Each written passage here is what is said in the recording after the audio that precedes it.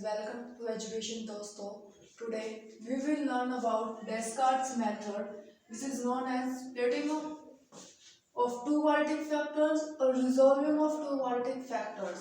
तो क्या होता है इसमें अपने पास हमने जैसे कार्डन मेथड के बारे में पढ़ा था, जैसे हमने कार्डन मेथड के बारे में स्टडी किया था, सिमिलर वे में हम डेस्कार्ट मेथड की स्टडी करेंगे. वहां पर कार्डन मेथड किसके लिए अप्लाई करते थे? हम कार्डन मेथड क्यूबिक इक्वेशन के लिए अप्लाई करते थे और यहाँ डेस्कार्ट मेथड एप्लीकेबल है बाई क्वाड्रेटिक इक्वेशन के लिए.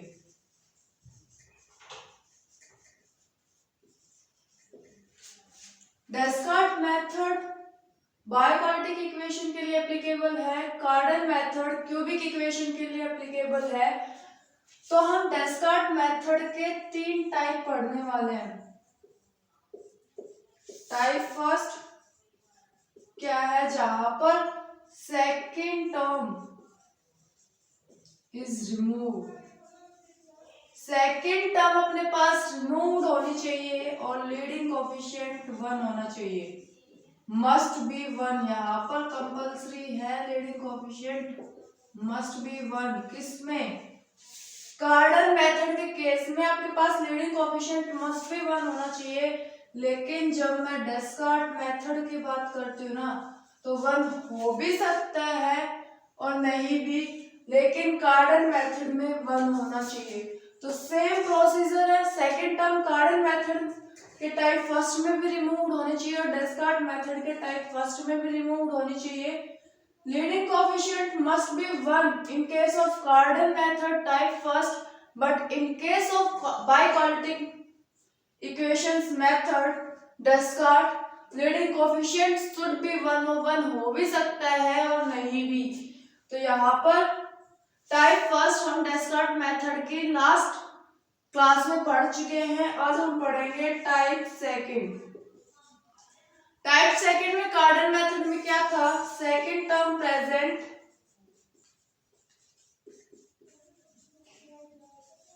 सेकंड टर्म प्रेजेंट होनी चाहिए. Last second term removed. Last second term removed होनी चाहिए. यानी सेकंड टर्म तो प्रेजेंट होगी लेकिन लास्ट सेकंड टर्म रिमूव. दोनों में सेम कंडीशन अप्लाई करते हैं हम टाइप सेकंड में. जनरल क्यूबिक इक्वेशन अपने पास होते हैं ax cube plus bx cube plus cx plus d equals to 0 और a must be non zero. General cubic equation होगी अपने पास. बाई क्वाड्रेटिक इक्वेशन जनरल क्या होती है अपने पास? ax raised to power 4 plus bx raised to power 3 plus cx cube plus dx plus e equals to 0 और a must be non zero. By quadratic equation में general form अपने पास ये होती है. अब देखना टाइप सेकंड में बोल रहा क्या है कि सेकंड टर्म प्रेजेंट होगी, यानी सेकंड टर्म मेरे पास प्रेजेंट है. सेकेंड टर्म प्रेजेंट है. फिर क्या बोला? Last second term removed. Last second term this removed. Second term अपने पास रिमूव्ड होनी चाहिए. तो हम कौन सा टाइप अप्लाई करेंगे? टाइप 2 अप्लाई करेंगे. किसके ऊपर? डेस्कार्ट मेथड का टाइप 4 बाई क्वाड्रेटिक इक्वेशन पे. कैसे सॉल्व करेंगे? सेम वही फर्स्ट टाइप ही पढ़ेंगे आखिर में, लेकिन सेम कार्डन मेथड की तरह पहले हमें पुट करना पड़ेगा x is equals to 1 by y. x को 1 बाई वाई पुट करो तब अपने पास क्या आएगी? एक क्वाड्रेटिक बाई क्वाड्रेटिक इक्वेशन आएगी जिसमें सेकंड टर्म रिमूव्ड होगी.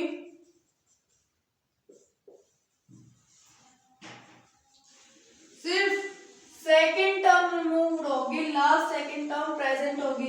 यानी किस फॉर्म की बन जाएगी अपने पास? ax raised to power 4 plus cx raised to power 2 plus dx plus e equals to 0, a must be non zero. इस फॉर्म में अपने पास इक्वेशन आएगा, फिर हम डेस्कार्ट मेथड अप्लाई करते हैं जो कि हमने टाइप फर्स्ट में पढ़ा है। सेम हम कार्डन मेथड की तरह ही अप्लाई करेंगे। देखना कार्डन मेथड के टाइप सेकंड में क्या था कि सेकंड टर्म प्रेजेंट होनी चाहिए, last second term remove. Second term present होगी लेकिन लास्ट सेकंड टर्म रिमूव होगी, तो हम पुट करते थे x is equals to 1/y। Similarly Descartes method में भी अगर सेकंड टर्म प्रेजेंट और लास्ट सेकंड टर्म रिमूव है तो हम पुट करेंगे x is equals to 1/y। वहां से अपने पास डेस्कार्ट मेथड की ये वाली इक्वेशन बनेगी जिसमें सेकंड टर्म रिमूव्ड हो जाएगी, और उसके बाद हम डेस्कार्ट मेथड का टाइप फर्स्ट अप्लाई करेंगे सेम एज कार्डन मेथड में। जैसे सेकंड टाइप को सॉल्व करके अपने पास सेकंड टर्म रिमूव करने वाली इक्वेशन बन जाती थी, तो वहां पर हम कार्डन मेथड का टाइप फर्स्ट अप्लाई कर रहे थे। ठीक उसी तरीके से डेस्कार्ट मेथड में करेंगे। Let's see example. क्वेश्चन करना अपने पास, solve the equation this. Equation कैसे अपने पास बाई क्वाड्रेटिक इक्वेशन है, तो बाई क्वाड्रेटिक इक्वेशन में स्टार्टिंग में आपको बताया गया था कि दो मेथड्स हम अप्लाई कर सकते हैं, एक डेस्कार्ट मेथड और एक फरारी मेथड। डेस्कार्ट मेथड का ही डिस्कशन कर रहे हैं हम, फरारी मेथड का डिस्कशन क्या नहीं। तो एक ऑप्शन बच गया कि डेस्कार्ट मेथड अप्लाई करना है। अब डेस्कार्ट मेथड में हम टाइप सेकंड पढ़ रहे हैं आज, तो क्या ये टाइप वन पे एप्लीकेबल है? Let's see. देख रहे हैं यहाँ पर सेकंड टर्म प्रेजेंट है। सेकंड टर्म क्या है? प्रेजेंट। और सेकंड लास्ट टर्म है ही नहीं, तो कौन सा टाइप अप्लाई करेंगे? टाइप सेकंड अप्लाई करेंगे। टाइप सेकंड में सेकंड टर्म तो प्रेजेंट होगी लेकिन सेकंड लास्ट टर्म प्रेजेंट नहीं होगी। तो सॉल्यूशन देखते हैं। The given equation is 40x raised to power 4 plus 42x cube plus 3x cube minus 1 equals to 0 named as first let x is equals to 1/y is the root of equation first. x की value 1/y put करते हैं जो कि root है equation first का। 4 degree equation है यानी by quadratic equation, तो रूट्स भी कितने मिलेंगे अपने पास? 4 मिलेंगे। यहाँ से मैं x को 1/y पुट करके एक रूट बता रही हूँ इक्वेशन फर्स्ट का, तो अप्लाई करते क्या बनेगा अपने पास? It implies that 40/y cube y raised to power 4 plus 42/y cube plus 3/y square minus 1 equals to 0। LCM क्या आ गया? y raised to power 4 क्या बनेगा? 40 plus 42y plus 3y square minus y raised to power 4 equals to 0। या तो ये वाले term 0 हो या फिर जो ये आपको दिख रही है ये 0। 1/y raised to power 4 0 हो नहीं सकता क्योंकि कभी भी एक कांस्टेंट 0 के इक्वल हो नहीं सकता। तो it implies that 40 plus 42y plus 3y square minus y raised to power 4 equals to 0। अब इसमें से हम माइनस कॉमन निकाल दे तो मेरे पास क्या बनता है? y raised to power 4 minus 3y square minus 42y minus 40 equals to 0 named as equation second। अब देखना यहाँ पर क्या बन गया? सेकंड टर्म रिमूव्ड है, लास्ट सेकंड टर्म प्रेजेंट है। तो टाइप फर्स्ट में हमने क्या पढ़ा था कि जो अपने पास इक्वेशन है जिसमें सेकंड टर्म रिमूव्ड हो उसको हम resolving of two quadratic factors के इक्वल रख देते। तो क्या था अपने पास? वेरिएबल यहाँ y में चल रहा था, यहाँ हम y लेके चलेंगे, y square plus p y plus q into y square minus p y plus Q dash. अगर इनका प्रोडक्ट मैंने हमेशा बताया था क्या आएगा? y raised to power 4 plus Y square Q dash plus into में Q dash plus Q minus P square plus X P Y P Q dash minus Q plus Q dash into Q. यार अब इसको इसके equal हमें put करना है, ये आ गई। अब यहां से comparing the coefficient of y square y और कांस्टेंट टर्म वाई स्क्वायर के वाई के और कांस्टेंट टर्म के तीनों के वैल्यू कंपेयर करके हम वैल्यू निकाल लें तो क्या आएगा q dash plus Q minus P square equals to minus 3, तो q dash plus q equals to p square minus 3। इसको मैंने इक्वेशन थर्ड नेम दे दिया। अब यहाँ पर देख रहे हैं ये वाई स्क्वायर का कोफिशिएंट कंपेयर क्या हम किसका करेंगे वाई का, तो क्या आएगा minus 42 equals to y sorry p Q dash minus q, तो क्यू डैश माइनस क्यू की वैल्यू आ गई माइनस के 42 बाई पी। ये क्यू डैश की वैल्यू आ गई। यहां से अब मैं करती हूँ कांस्टेंट टर्म को कंपेयर, कांस्टेंट टर्म को कंपेयर करते क्यू इंटू क्यू डैश किसके इक्वल है माइनस 40। इसको मैं इक्वेशन 4 नेम दे देती हूँ, इसको मैं इक्वेशन 5 नेम दे देती हूँ, ठीक है। यूजिंग आइडेंटिटी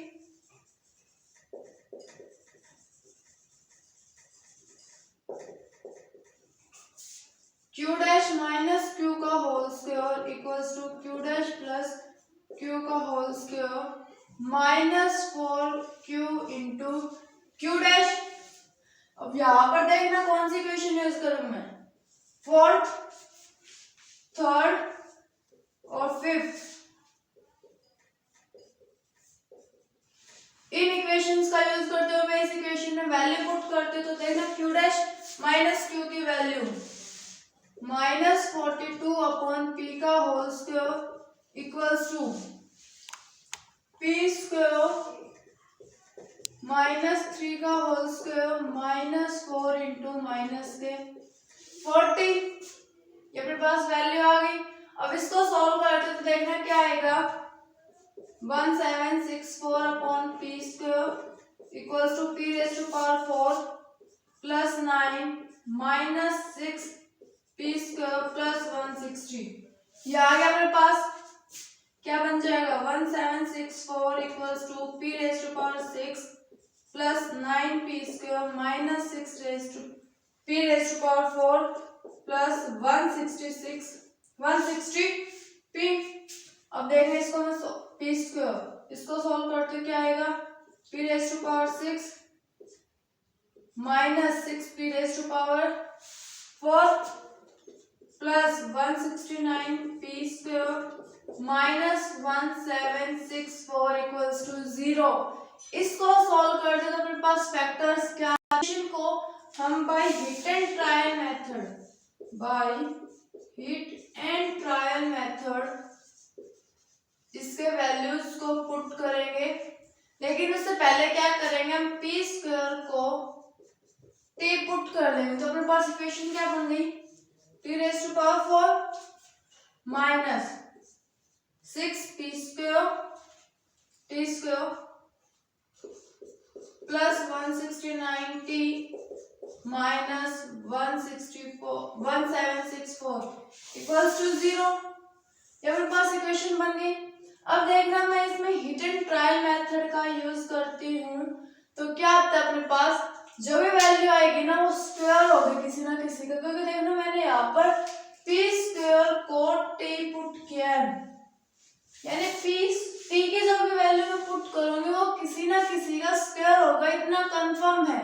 मैं 1 पुट करती नहीं आता, 2 पुट करती तब भी नहीं आता। यहाँ पर टी को मैं 9 पुट करती हूँ, 2 की जगह 4 पुट कीजिए क्योंकि 4 is the square of 2।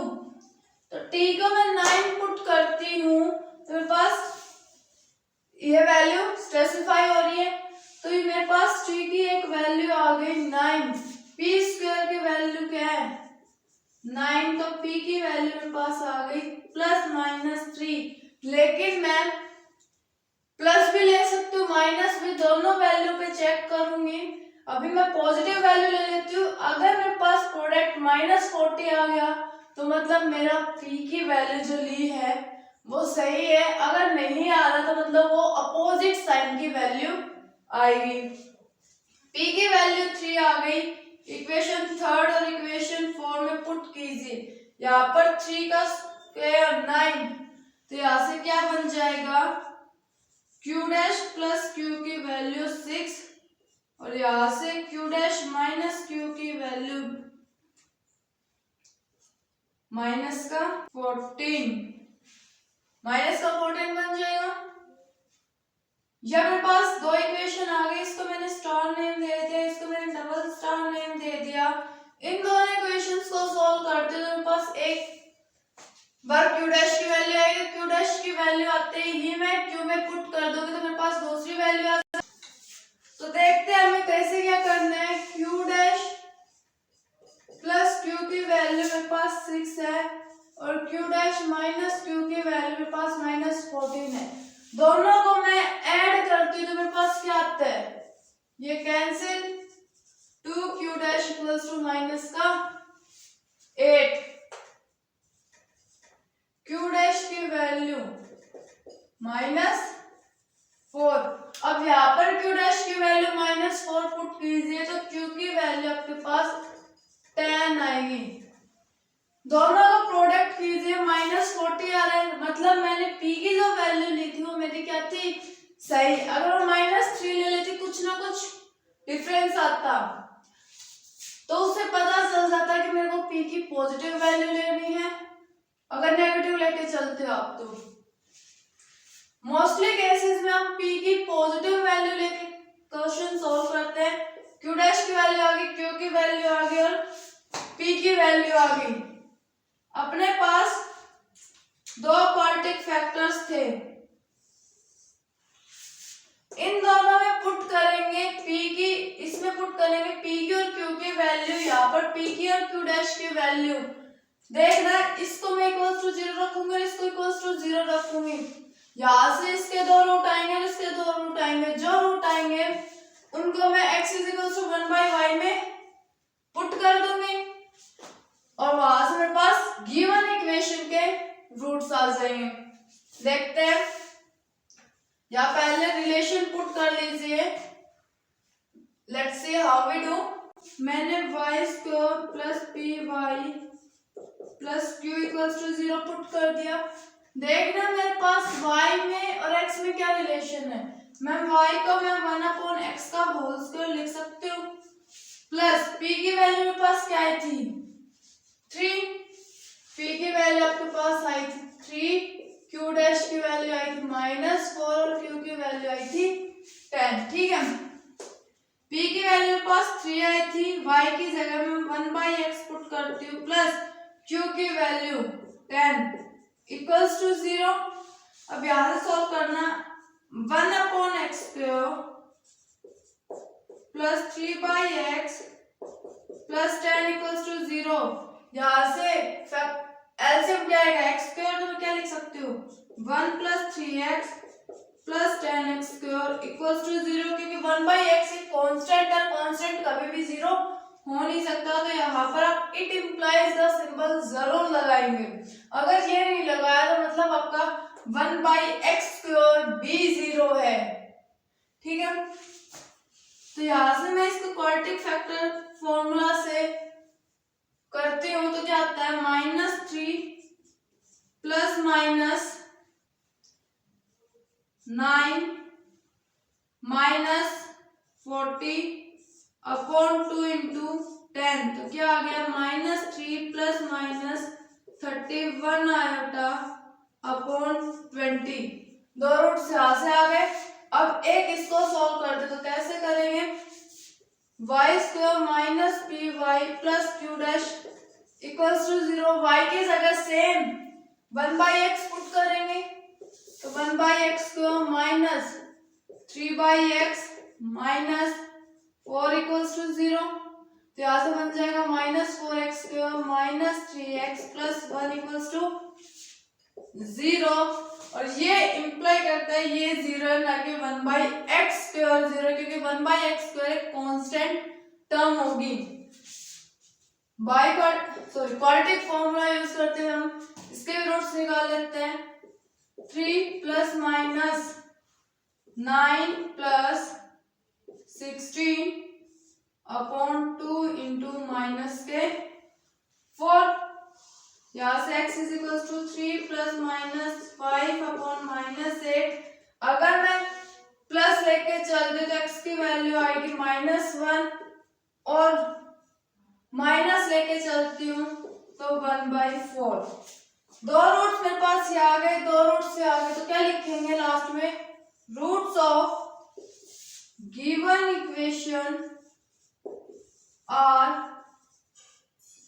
-1 1/4 -3 plus √31 iota upon 20 -3 minus √31 iota upon 20। Given equation के ये चार रूट है। जितनी डिग्री हाईएस्ट डिग्री उतने ही रूट्स। मान लीजिए आपके पास n डिग्री इक्वेशन है,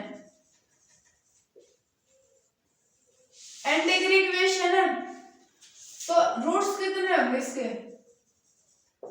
n ही होंगे। कहने का मतलब जितने हाईएस्ट डिग्री इक्वेशन उतने ही आपके पास रूट्स होंगे। मान लीजिए यहाँ पर क्यूबिक होता तो रूट्स भी 3 आते, क्वाड्रेटिक है तो रूट्स भी 2 आएंगे, 6 डिग्री इक्वेशन है तो रूट्स भी 6 आएंगे, 15 डिग्री इक्वेशन है तो रूट्स भी 15 आएंगे। यानी हाईएस्ट डिग्री जितनी उतने ही अपने पास रूट्स होंगे। ठीक है, तो सिंपली हमने जैसे कार्डन मेथड के टाइप सेकंड में किया था वैसे ही डेस्कार्ट मेथड के टाइप सेकंड में करना है। पुट कर देना x is equals to 1/y, और फिर हम सेम प्रोसीजर अप्लाई करेंगे। अपने पास यहाँ पर सेकंड टर्म रिमूव्ड हो जाएगी और to splitting quadratic factors equal put करेंगे, वहां से सेम रिजल्ट बनना है। वो इक्वेशन हमें याद करनी पड़ेगी, आप निकाल लीजिए, वो आपकी हेडेक है। हमने वो इक्वेशन के से कोएफिशिएंट्स को कंपेयर किया, किसके? y² को, y को और कांस्टेंट टर्म को। उनको कंपेयर करने के बाद अपने पास एक आइडेंटिटी में हमने यूज किया q' माइनस q का whole square equals to q' plus q का whole square minus 4 into q'। इस आइडेंटिटी में यूज करके हम एक 6 डिग्री इक्वेशन बनेगी अपने पास। उस 6 डिग्री इक्वेशन में आपको p² को t लेट करना है, और जो t की वैल्यू होगी वो किसी ना किसी का स्क्वायर होगा जरूर, तो p की वैल्यू मिल जाएगी। फिर आपको y² और y के जो कोएफिशिएंट्स कंपेयर किए थे वहां पर पुट करके q' और q की वैल्यू निकालनी है। फिर आपके पास p, q और q' तीनों की वैल्यू मिलने के बाद दोनों क्वाड्रेटिक फैक्टर्स में पुट करना है।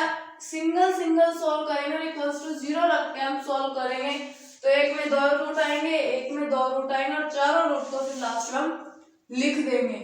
That's it in this topic. Thanks for watching my video. Please like, share and subscribe.